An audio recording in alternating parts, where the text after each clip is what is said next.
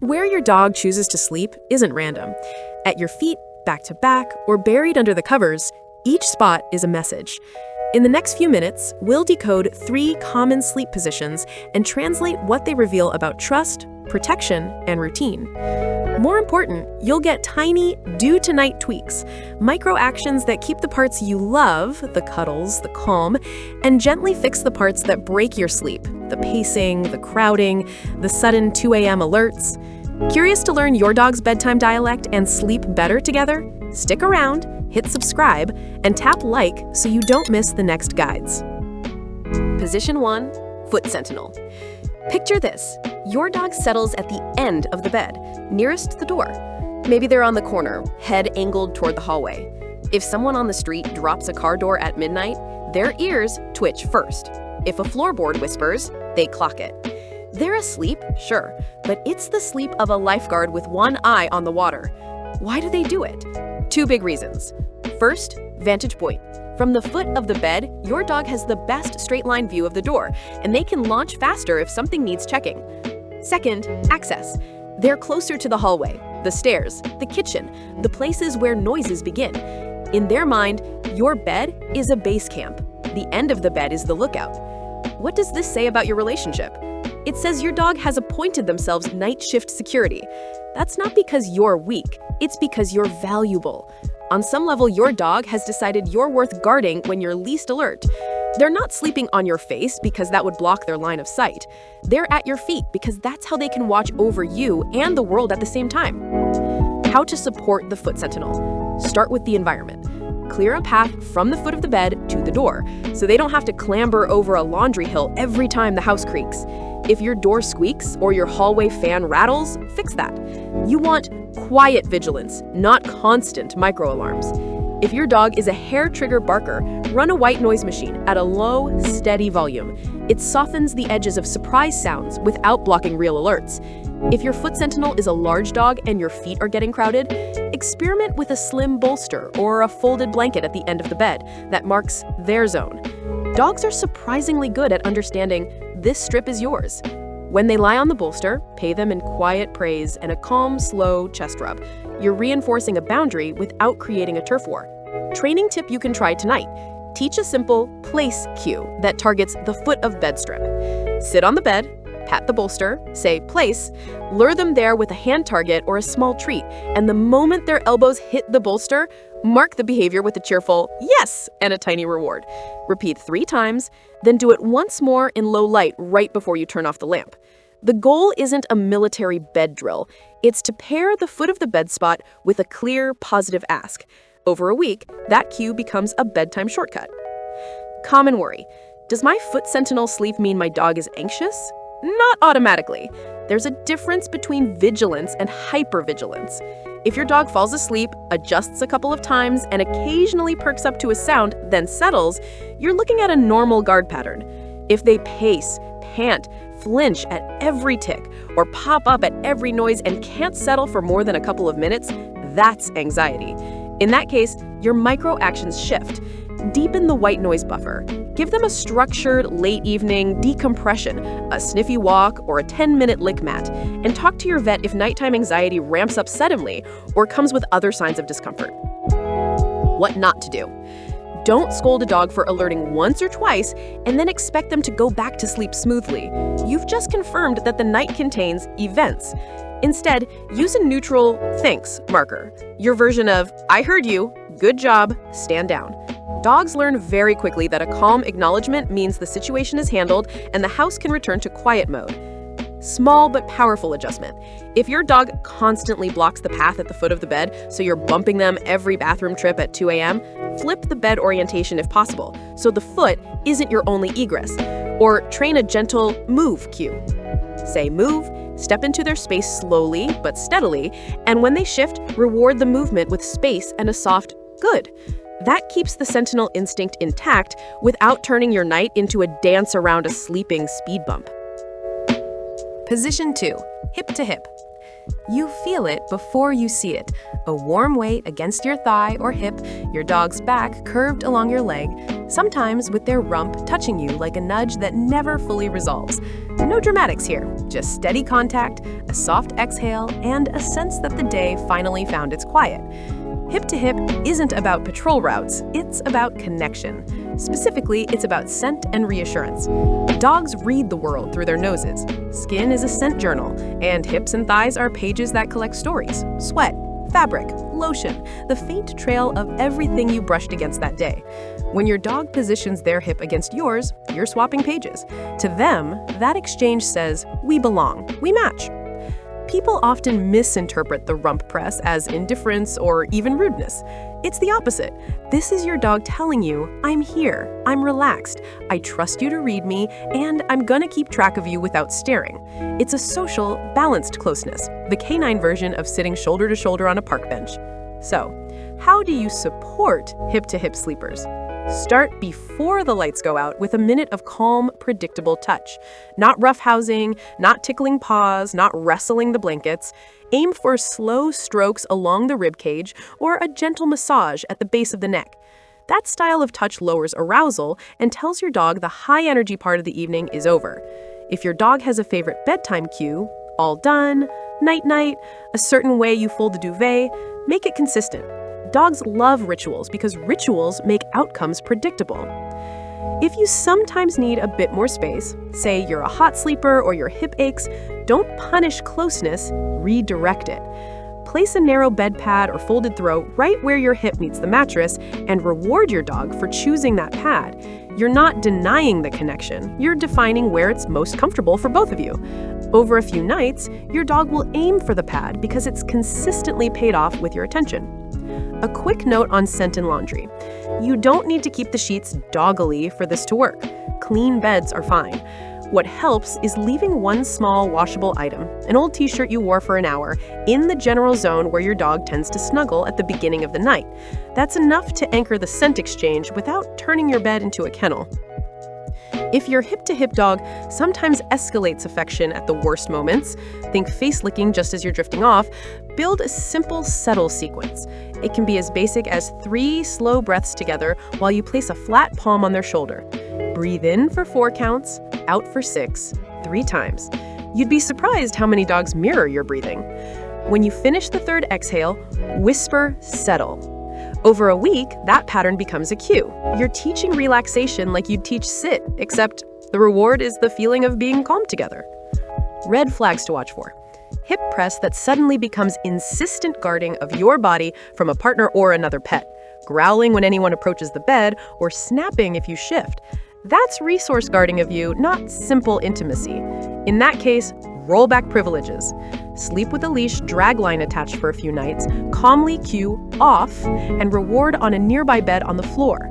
You're not punishing, you're removing an opportunity for rehearsal while you install better manners.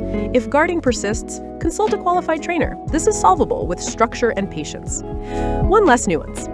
Hip-to-hip dogs often anchor their bedtime rhythm to yours. If you break your pattern, late-night emails in a blue, bright room, unpredictable bedtimes, lights snapping on and off, you'll see it ripple in their sleep.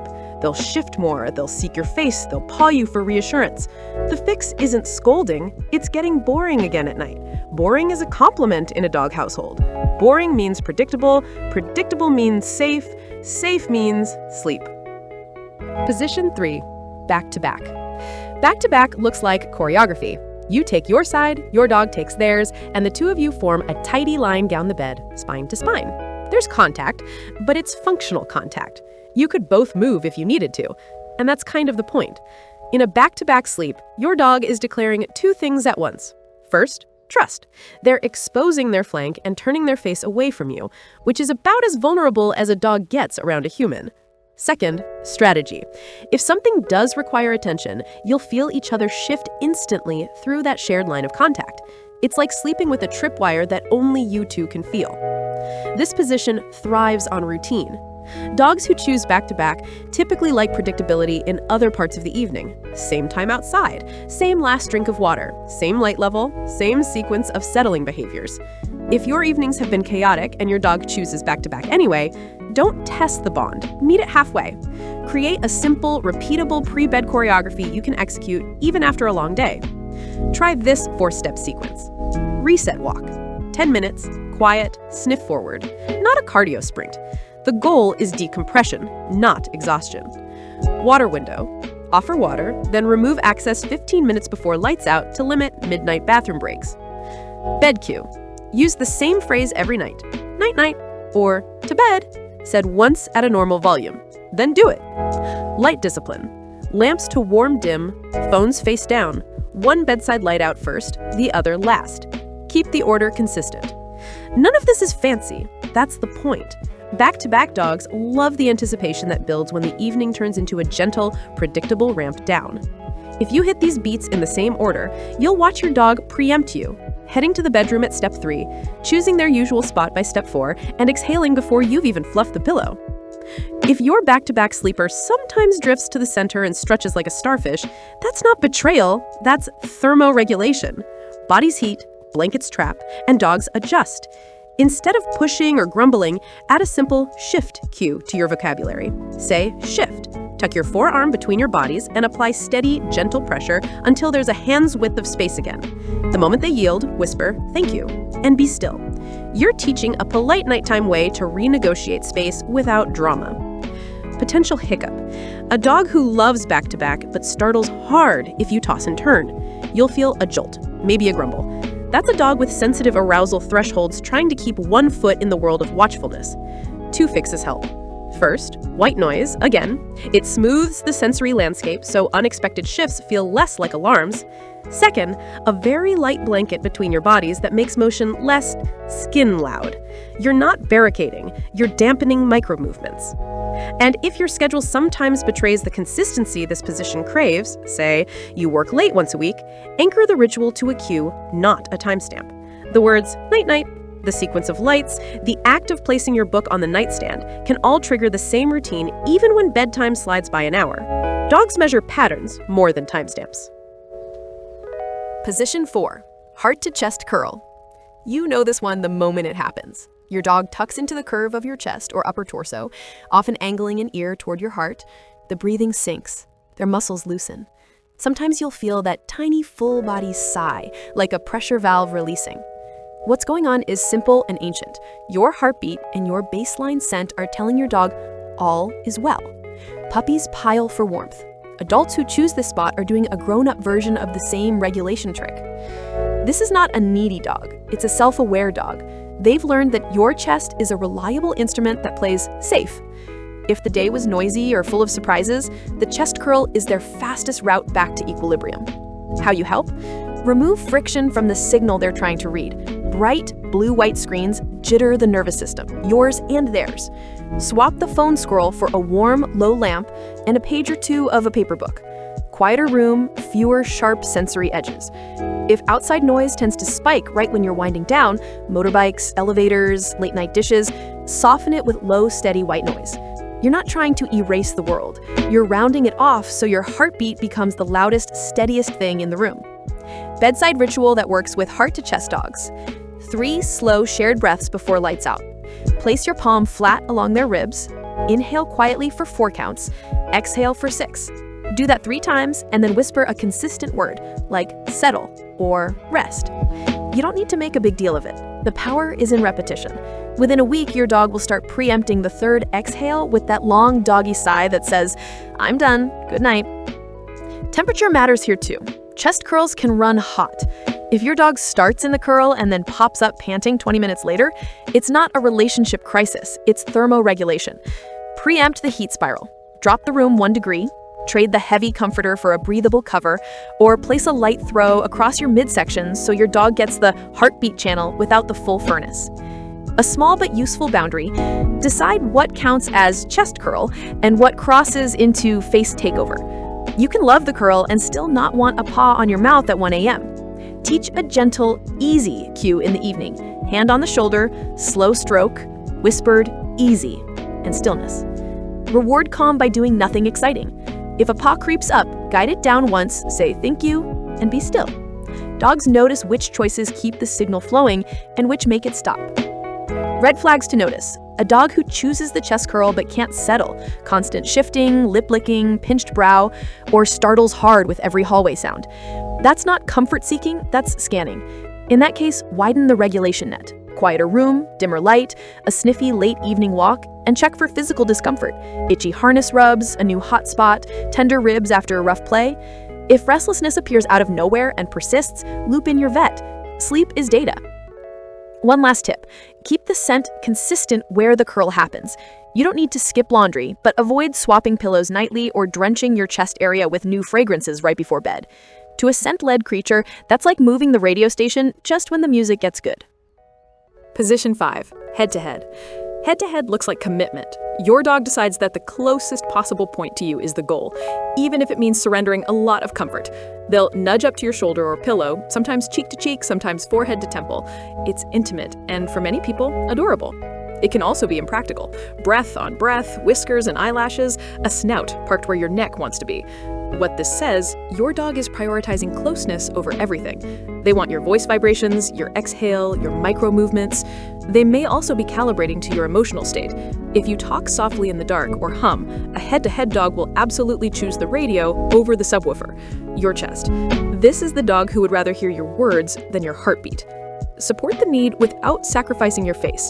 The simplest move is a companion pillow placed at torso level on your side of the bed. Think of it as a little cantilevered dock. Invite your dog onto that pillow with a pat and a quiet, "right here." The height keeps them at your level. The position preserves proximity without drifting into your windpipe. The first night, pay the choice with the lazy scratches behind the ear or a fingertip rub along the brow. Mark the behavior you want. Don't wait for it to happen by accident. If your dog bypasses the companion pillow to stand on your head like a furry hut, set a boundary you can live with. Whisper, "off." Help them step to the pillow, then immediately deliver the thing they came for, quiet closeness. You're not rejecting the instinct, you're rerouting it. 2 or 3 consistent nights often solve this completely because the dog learns the pillow unlocks the reward faster than the forehead. Hygiene note. Dog breath happens. If face-to-face is non-negotiable for your dog, but uncomfortable for you, angle the companion pillow 10 centimeters away from your mouth line and tilt it slightly toward your shoulder. A tiny geometry change dramatically reduces full-blast breath exchange without changing the feeling of closeness. Voice is a tool here. Head-to-head dogs respond strongly to how you sound. Choose one bedtime sentence and deliver it the same way every night. Same tone, pace, volume, something like, "Okay, buddy, right here, settle." Don't make it baby talk, make it predictable. To a dog, a consistent sentence is furniture for the nervous system. It's a thing to lean on in the dark. Watch-outs. If head-to-head turns into guard the pillow from everyone else, you've crossed into resource guarding. Roll privileges back temporarily. Pillow disappears, floor bed becomes the default. Reinstall manners. Off. Place. Calm reward. When the guarding stops for a week, offer the pillow again with the rule that humans can always move it. Your bed is a sanctuary, not contested territory. A beautiful side effect of getting head-to-head right, you'll often see it convert into heart-to-chest curls later in the night. Once the "I need you near" box is checked by voice and proximity, many dogs slide down to the heartbeat channel as they drift deeper. That's not distance, that's trust maturing over the course of a single sleep cycle. Position 6, paperweight. The paperweight is literal. Your dog climbs onto you, ribs, belly, sometimes right across the hips, and settles there like a bag of very affectionate sand. It's cozy, it's funny, and 10 minutes later, your leg is asleep and your lower back is filing a complaint. What your dog is doing makes perfect sense from their side. You are the room's best heater, and you're also the thing they care about most. Resting on you solves 2 goals: soak up warmth and keep tabs on your breathing pattern. It's half blanket, half night watch. Your job is to keep the spirit and shift the physics. First lever, temperature. Paperweights are most common in cool rooms, under heavy quilts, or after long, chilly evening walks. Lower the duvet weight or bump the thermostat a notch so you are not the only viable heating element. Second lever, geometry. Offer a warm alternative touching you but not pinning you, like a small, lightly warmed throw, tumble dryer 2 minutes, laid across your thighs with an edge draped to your side. Pat that edge and invite, "Here." When your dog chooses it, they still absorb heat and feel you move, but your spine survives. The skill that unlocks sanity here is a clean up and down. Teach it in daylight first. Sit on a low couch, tap your lap once and say, up. When paws touch and your dog pauses politely, mark yes and reward. Hold for 2 seconds, then say, down, and lower them to the floor. Mark and reward calm on the ground. The rhythm matters. Ask once, reward once, and end the rep. Nighttime becomes a polite negotiation instead of a passive siege. When you need your body back, down isn't rejection, it's choreography. If your dog is small and sleeps like a scarf across your throat, combine down with a place target. Your sternum is not a landing zone, but your side or the companion pillow is. Over time, you'll see your dog default to those positions on their own because they consistently work. Common fear? Will teaching down break the bond? No! Boundaries preserve bonds. A dog who is allowed to rest on you sometimes and to rest near you by cue the rest of the time ends up calmer because the rules are understandable. Remember, patterns over timestamps. You can be generous within a clear pattern and stingy within a clear pattern. Ambiguity, some nights a statue, some nights a trampoline, is what makes dogs push harder. Back health tip. If the paperweight is a big dog and your body just can't, teach a lean alternative. Sit angled, pat your side, and encourage a full weight lean into your hip with all 4 paws on the mattress. Say lean, hold for 3 breaths, whisper good, then stillness. You've preserved contact and heat without loading your spine. Red flags? A dog who becomes possessive while on you, growling at a partner who approaches, stiffening when you shift, needs a reset. Privileges move back to nearby, not on, and you rehearse polite up, down with lots of calm reinforcement. If the dog resists getting off with stiffness or yelps when moving, that's pain. Call your vet before you call a trainer. Position 7. Under the duvet den. Under the covers is the most dramatic position of the set. 1 second your dog is circling on the mattress, the next they've nosed under the duvet like a gopher, turned twice, and vanished. If you lift the edge, you'll see a contented creature in a self-made cave. Dark, quiet, warm, predictable. The instinct is old. Holes, dens, tight spaces, these all promise safety for a canid. A blanket fort on your bed is just a particularly convenient cave with central heating. You don't have to fight the instinct. You do have to make it safe and sustainable. Start by giving the instinct a dedicated outlet, a tunnel or cave-style bed right beside your mattress. Think of a padded sleeping bag with a springy hood. Sprinkle a few pieces of kibble under the lip the first nights, and pat the opening, tunnel. When your dog chooses it, pay with stillness and the faint brush of your fingers along the outside. You're telling them their cave touches your world. If your dog insists on the duvet, control the duvet. Heavy, non-breathable bedding plus a small dog under it is a recipe for overheating. Choose a lighter, breathable top layer if your dog likes to burrow, and create a dedicated air pocket. Tuck the edge so a consistent fist-sized gap remains near the dog's head. You can also place a small, breathable muslin between your dog and the main duvet. It makes a tiny micro-cave with fresher air. Check them the first few nights by feel. Ears too hot, panting, frantic repositioning are your cues to lighten the load. Teach a polite in, out for the duvet itself. Lift the edge, say in, and let your dog burrow. After a minute, lift the edge again, say out, and lure with your hand to the companion tunnel bed or your side. Mark and reward calm there. Repeat a couple of times in the evening while the lights are still on. You're installing a zipper on the cave so you can open and close it without a wrestling match at 3 a.m. Burrowers often do it because the room feels unpredictable. Flashing streetlight, TV glow, drafts. Reduce the reasons to hide. Dim, warm lighting. Close the blinds fully. Stop the TV glow 15 minutes earlier than you think you need to. A dog who burrows to escape sensory noise will often switch to back or hip to hip once the environment stops shouting. Multi-dog households. Watch for cover guarding. Some dogs will claim the duvet entrance like a toll booth. If you see shoulder blocking or low growls as another dog approaches, the blanket becomes human property for a while. Offer 2 cave beds on the floor, several feet apart, and reward each dog for choosing their own. Later, when manners return, you can reintroduce duvet access with supervision. Safety note. If your dog is brachycephalic, short-nosed, or has breathing issues, err on the side of caves that have built-in airflow and a lighter top. Dense quilts can turn a cozy habit into a strain. If you notice snoring that sounds different, wakefulness with labored breathing, or a dog that pops out to gasp and immediately dives back in, lighten the system and consult your vet.